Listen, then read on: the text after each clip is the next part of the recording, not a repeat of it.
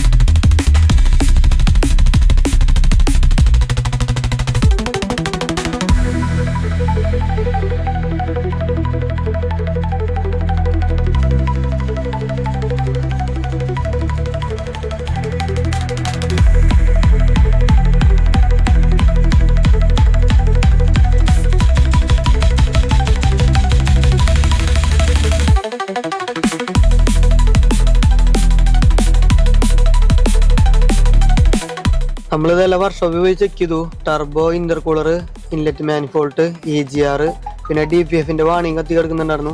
അതെല്ലാം നമ്മൾ അയച്ചു നോക്കി. എന്നിട്ട് റീജനറേഷൻ ചെയ്ത് നമ്മളിപ്പോൾ ഓടിച്ചു നോക്കിയപ്പോൾ ഒരു പുത്തൻ വണ്ടിയുടെ എഫക്റ്റാണ് വണ്ടിക്ക് കിട്ടണത്.